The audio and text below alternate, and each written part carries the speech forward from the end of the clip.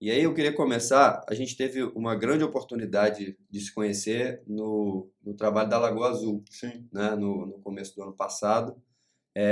A gente iniciou esse sonho de recuperação da Lagoa Azul já tem muitos anos, não começa nem comigo, tem um grupo de moradores do Arraial da Ajuda que sempre gostou muito daquela região, mas em 2011 a gente começou a fazer um movimento de tentar recuperar, mas naquela época a gente não tinha nem o conhecimento técnico que hoje a Universidade Federal e os profissionais que estão aqui podem colaborar, quanto também não tinha nenhum tipo de apoio político para que isso pudesse acontecer. Então, ficávamos sempre naquela angústia de que pô, não é possível que a gente perdeu um espaço como aquele, tanto importante tanto na parte ambiental quanto na parte turística, né? Um destino turístico relevante.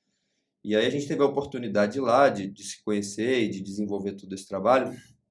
E aí eu queria que você pudesse falar um pouco sobre esse trabalho assim da Lagoa Azul, Uhum. como geólogo, assim, o que que para você dentro desses estudos preliminares que a gente fez, que foram poucos, né, já que ainda demanda uma série de outros estudos, mas o que que dentro desse cenário você acredita ali que pode ter acontecido e a gente saiu de lá até com uma perspectiva boa de recuperação, né? Sim, sim.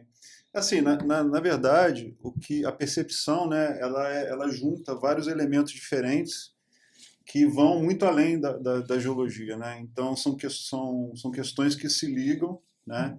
Então, por exemplo, o professor Marcos Bernardes, ele faz parte do comitê de bacias aqui regional, e ele já tem informações estatísticas, né, de algumas décadas que mostram que o regime hídrico na região vem diminuindo, o volume de chuvas, né? A gente sabe que existe uma questão relacionada ao rebaixamento do lençol freático aqui que está acontecendo. Nossa maior fonte de água hoje é água subterrânea, né?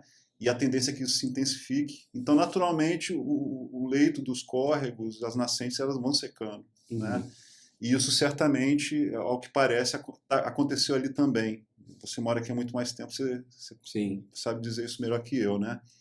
Mas existe um outro problema que está relacionado ali, que é a questão do próprio assoreamento do curso, né? A gente tem a pressão antrópica, a gente tem os loteamentos crescendo no entorno, né? O desmatamento, e aí vem as águas pluviais, carrega uma quantidade de sedimento grande para as drenagens, né? E a própria drenagem ali da região da Lagoa Azul, ela claramente está assoreada, né? Então nós temos aquelas escarpas também naquele canyonzinho, é uma espécie de canyon, né? É, É extremamente belo, é, né? Mas que deveria ter vegetação nativa em cima protegendo essas escarpas. E essa vegetação ela foi suprimida, né? Então claramente existe um processo erosivo também ali que contribui trazendo esses sedimentos do colapso das escarpas e que vai assoreando uma área que talvez pudesse ter ainda alguma água, né? sem Então dúvida. a gente tem lá a pesquisa da professora Andresa, que também é geóloga e geofísica, e mostrou que o lençol freático está ali embaixo, É. né? Então, em alguns metros de profundidade é possível encontrar água e talvez até reativar, né, aquele curso, aquela lagoa que existia ali. Essas últimas chuvas de dezembro, o nível do freático subiu, né, e a lagoa, por alguns meses, ela pôde respirar um É, pouquinho, né? é. Mas, sem dúvida, existe uma questão que